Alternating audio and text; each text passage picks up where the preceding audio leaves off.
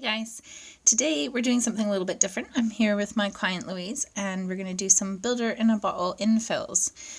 Just going ahead with my e-file and removing all of the gel polish. This nail had a little bit of lifting, well actually quite a bit of lifting, so I just went ahead and removed the whole overlay. I need to apologize, this is my first watch me work video, so the angles of the camera, quite often you'll just see the back of my hand. I'm really sorry. I'm going to do another one tomorrow and I'll adjust the camera so it's over top of the nail so you can see better what I'm doing. But this was a good learning curve for me.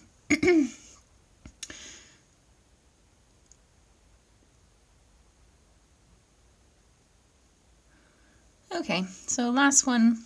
This has been sped up ×2. So it took me 2 hours to do these nails. Obviously you wouldn't want to watch a 2-hour long video. I don't even know if I can upload a video that's 2 hours long. Who has that kind of time? So I sped it up ×2 and I'm only showing you her left hand.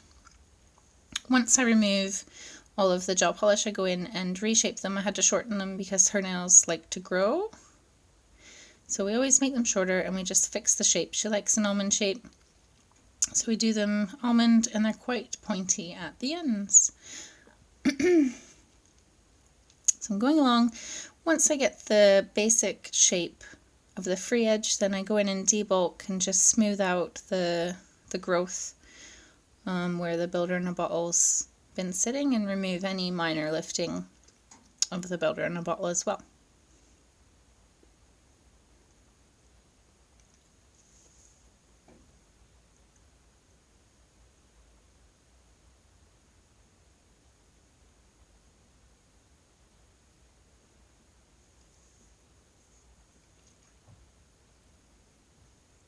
I like to check the nail from the barrel of the nail, like look down it to see that the free edge is as thin as it can be. We don't like to have bulky nails and they don't actually need to be that thick to be strong.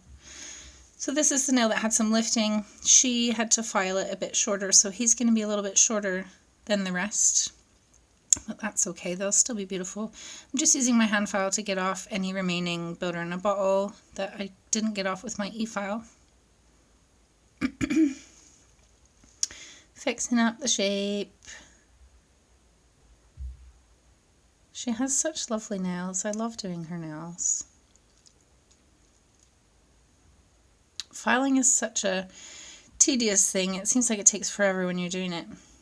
But if you do it perfectly, well, as perfect as you can, then it makes everything a lot easier when you get to the next steps. So really take your time and focus on getting the shape that you want.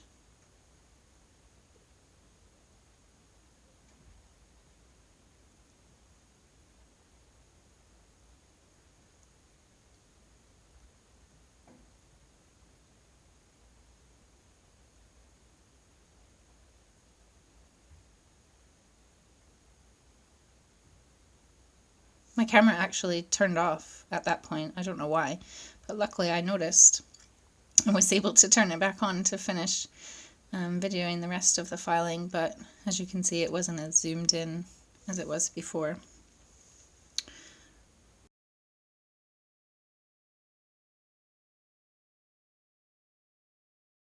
So we're just filing. You'll notice I go all around the sidewalls and up against the cuticle and the other sidewall, and then I just go across the nail to blend in what I've just filed and made lower, and then tidy up the free edge.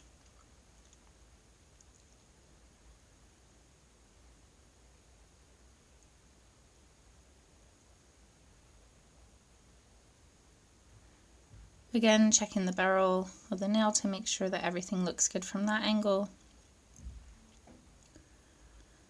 And finally the thumb. I was really excited to do this design.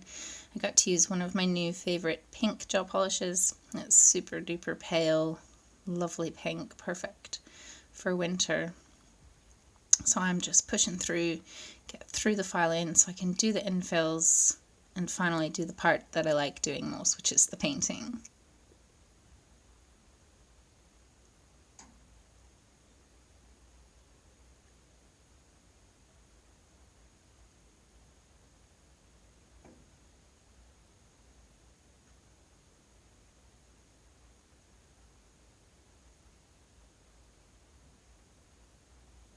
Cool.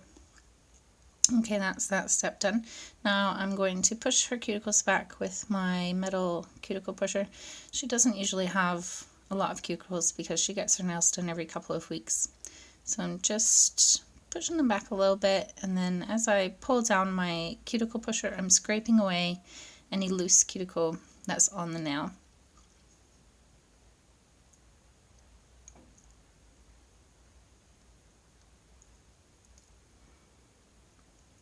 Once I've done that, I'm going to use my cuticle bit on my e-file and just go along and remove any remaining cuticle that's on the nail. I'm using it really laid down flat on the nail so that I'm not digging in with the corner of the bit. I'm just getting rid of some of the residual gel polish or builder in a bottle there.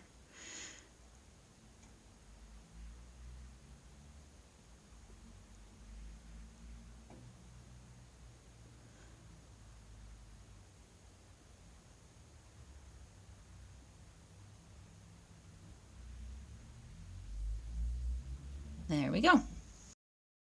Okay, so I did put a base coat on after I cleansed them, but you couldn't see anything but the back of my hand when I put the base coat on, so I edited that part out. Now I'm just putting on builder in a bottle. I start at the cuticle and just put a good sized blob there, push it up, and then drag it down, and gravity will do most of the work for me here.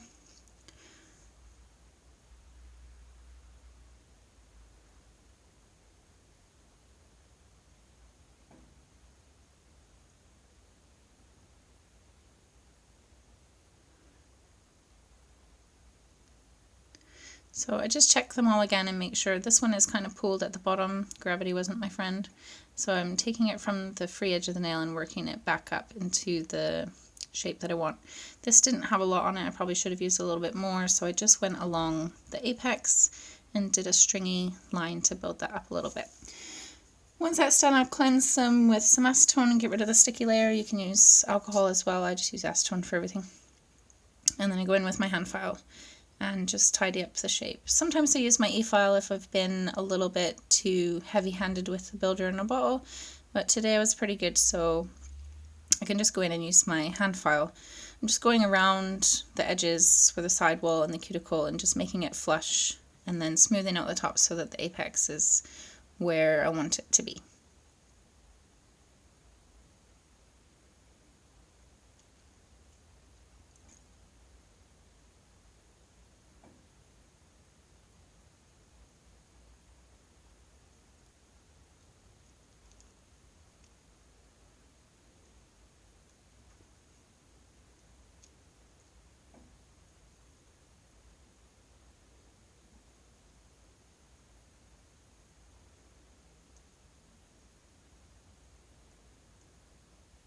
It was actually quite difficult to do this while videoing it because I was very conscious of where I was and if the camera could see me. It turns out half the time the camera couldn't see me anyway, even though I was very conscious of it. So next time I'll put it over top and then it will just be like a bird's eye view of what I'm doing, and hopefully that will be better. Tomorrow I'm doing Rianne's nails, and she's Louise's nail twin. They're so similar, their nails are almost identical. So I'll video that.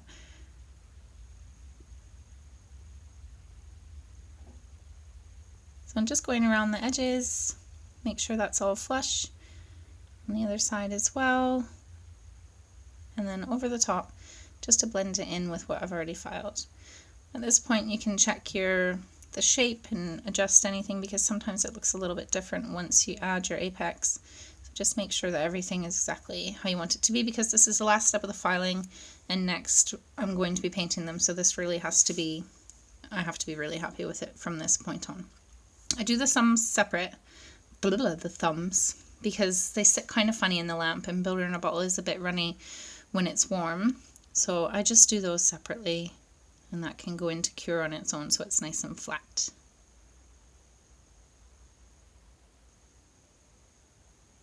Okay, what's next?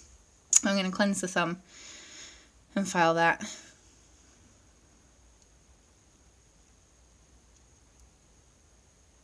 Just around the sides. Louise has quite sensitive cuticles on the sidewalls, so I try to be very gentle when I'm going around there. I don't think I've ever hurt her or made her bleed, but she has pulled away from me on occasion, so I try to be a little bit more gentle than with other people. She's a little bit sensitive. I have to brush away the dust because it gathers in the sidewalls and you can't really see if you've got it flush.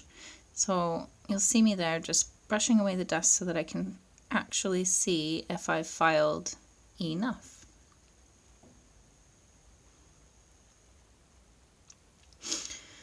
Okay, dust those off. I'm going to cleanse them again with acetone, get rid of any oils or dust that's on them, and then we are ready for a base coat. So for this base coat, you can actually kind of see what I'm doing. I just slap it on there, make sure get the free edge. I probably don't get the free edge in all of them, but because it's builder in a bottle, it doesn't really matter. I don't find there's heavy chipping when you have an overlay. Oh, that's a hair.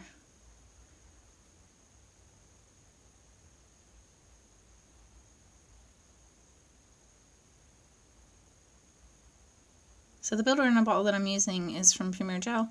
I use their base coat and their top coat as well. But I do use other kinds of gel polish. I have many brands that I like. I don't have to cure the thumbs separately on the base coat because it's not going to run anywhere, and Louise knows where to put her thumbs when they're in the lamp, so that will get cured fine. Look, another hair. Okay, so that's going in the lamp. Once that's cured, I'm just going to go ahead and put on my colour. This is from Canny. I've been using them a lot lately because they're really inexpensive. If you've ever painted with a light coloured gel polish before, you'll know that it's normally a really big ball ache to get it to cover evenly. This polish applies beautifully. I literally have no problems with it whatsoever. 2 coats. I mean, I could probably even get away with 1 coat, but that just feels wrong. I always have to do 2 coats. But it's a beautiful, beautiful pink, and it covers awesome. I have the white from Canny as well, and that covers really well too. So I planned this out in my head, and I knew that all nails needed to be pink. One of them's going to be French. One of them's going to have full glitter, and this one's going to be ombre with a baby boomer. And then I decided last minute that I loved the glitter so much that I was going to put it on that one as well. So he got glittered in the end.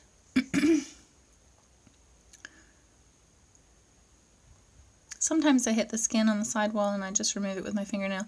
I know you're not supposed to do that, and that's probably why I have allergies, but old habits die hard. So here we go, I'm doing the second layer. I'm doing a really thin layer because it covered so well the first time that I don't really need to worry about that. I'm just pushing it up against the cuticle and then dragging it down to the end of the nail, as you do when you paint a nail. Now, because I'm putting glitter on this one, I probably could have got away with just doing 1 coat, but I forgot. If you're doing glitter, sometimes they end up being a little bit thicker, so doing 1 coat of polish will really help to keep the nail as thin as it can be.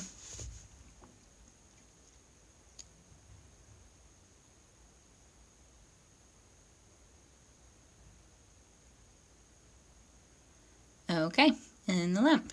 So now, what are we doing? The baby boomer. I'm using my sponge, and my white gel is painting gel from Lisa Con.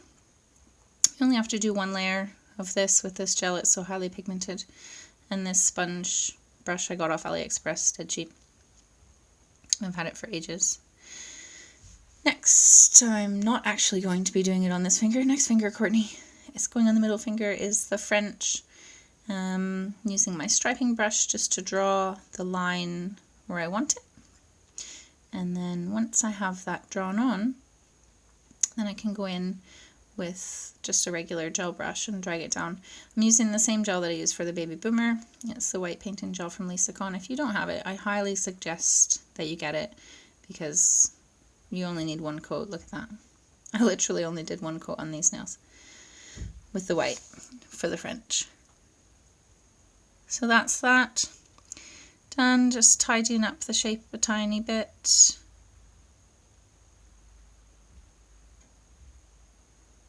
And there we go.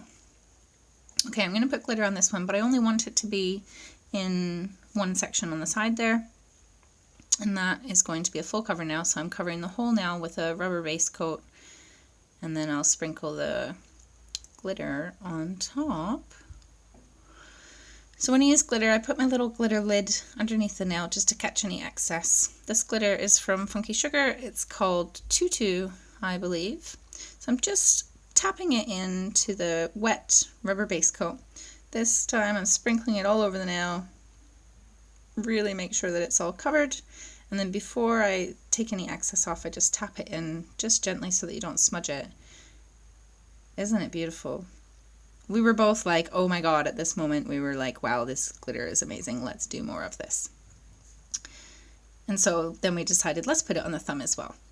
So we'll just do a little bit on the pink bit, try not to get too much of it on the white, kind of in an ombre. So I'll just sprinkle it up the top, and then as my glitter brush runs out of glitter, I tap it down towards the bottom. Make sure that there's none hanging off the sides. This one's going to get some gems, so I'm using this gem gel that I got, I think from eBay or somewhere. Put the link down below. These are little baby gems. I think they're 1.4 and 1 millimeter. And then I'm putting on some super tiny, super tiny caviar beads. They're silver. They're the tiniest ones I've found. Absolutely love them. But they are a pain in the ass when they're in wet gel because they like to float around. We've got a good view of my glasses there. Get right in there, Courtney, and have a look what you're doing. So I'm going to get my dotting tool. Sometimes that's a little bit easier to manipulate the balls. Get those where I want them to be. There, I'm happy with that. So that's going in the light. Now I brush off the excess glitter and we'll have to go in with a rubber base coat because I'm going to do a snowflake design on these glittered nails and I want the surface to be smooth. So a regular top coat, I would have to do a couple of layers, and that's time consuming and product consuming as well. So if I'm going over top of glitter, I use a rubber base coat. This one's from the gel bottle. It's so thick. It's really difficult to work with because it's so thick, but it does the job. And I only ever have to put one coat on. It self-levels and then I can paint straight over top of it. So I'm using my striping brush to do the snowflake. I get rid of any excess gel onto my thumbnail, just so that I can make sure that I have a really even coverage on my brush so I don't get an inconsistent line. You can always go back in and get a little bit more polish if you want, but it's hard to take it away. So I just make sure on my thumbnail. And yeah, I make a mess. I get gel everywhere. Usually my clients end up with gel on the bottom of their finger, but we always wipe it off most of the time. Okay, so you can't see what I'm doing here, but I'm just making a snowflake. Come on, Courtney, get in frame. There we go. So once I get this done, this basic outline, I'm going to put it in the lamp to cure just because I don't want to touch it with my finger and mess it up. And I find it a lot easier to continue with the design if it's flash cured. So she just stuck her hand in there for 5 seconds and then it won't go anywhere and I can continue with the design. If you want to know how to make snowflakes or you need a little more help, I've got another video on my channel here that's completely about snowflakes. You can go and check that out. I love snowflakes. They're so delicate. Louise and I were talking about why we loved snowflakes so much because she loves them as well. And we think it's because they're so symmetrical and just everything is so delicate and beautiful.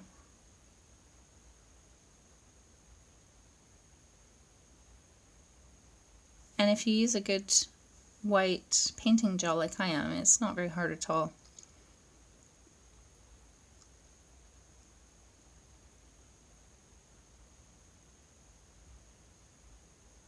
Cool. That's that one done.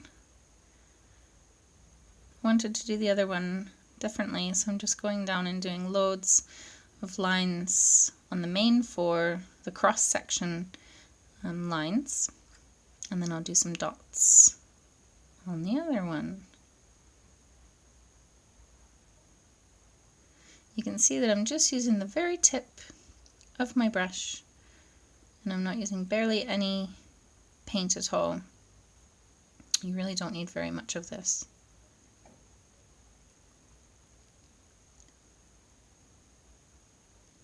Now I got my dotting tool. Just go in, I'm trying to make the biggest dot in the closest to the center of the snowflake and then have them get smaller as they go out towards the edge. If you like my little bow manicure that I have there on these blue nails, I made a video for that too. You can go and check that out. A couple of people have seen them in person and said they look like stamps or stickers. And I thought, well, that's lucky that I videoed it because they're not. Okay, so we thought we'd put some gems in the middle of the snowflakes. So I just got my gem gel again, and I'm going to stick a couple of those in there. And then I realized that I hadn't put any dots on the end of the snowflakes on her ring finger, but I did on the other hand. So just go in and add those quickly.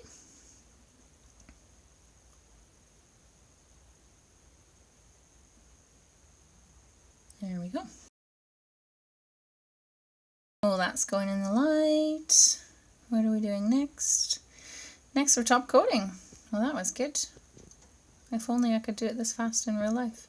So I'm just pushing it up against those gems. I don't want to cover them completely. When there's only one gem on the nail, I just cover it because it'll be fine. There we go. What a beautiful pink that is. I really love it. I had it on my nails when I first bought it. Go over the glitter. You don't have to, with the rubber top coat, you don't have to go over top of it with a gel, with a top coat. It is a no wipe and it is super shiny on its own. I don't know why I put a top coat over it. I just do. Like I said before, old habits die hard. Oh look, another hair. Get it? Got it? Yeah. There we go. I'm just wiping the excess off the sides there, and then that's going in the light to cure. So once everything's finished, I just go in sometimes with my file and just tidy up the shape, file any polish off of the client's skin. Especially on glitter nails, you want to feel it with your finger and make sure that there's no jaggy bits around the edges because that will drive a client crazy. And then you can put on some cuticle oil. So if you're going to photograph the nails, after you do them, I suggest not getting cuticle oil on the nail. So what I like to do is put it just in the cuticle area, and then I use my hands to rub it from the middle down and underneath so that it stays in the cuticle, but it's not flooding. Oh, more polish. It doesn't flood in, it doesn't get on the nail, because that will sometimes make it dull, and it just ruins a picture if you have a finger that's loaded in cuticle oil. So that's these nails done. I hope you like them. You can check out a picture on my Facebook page, and stay tuned for my next Watch Me Work video.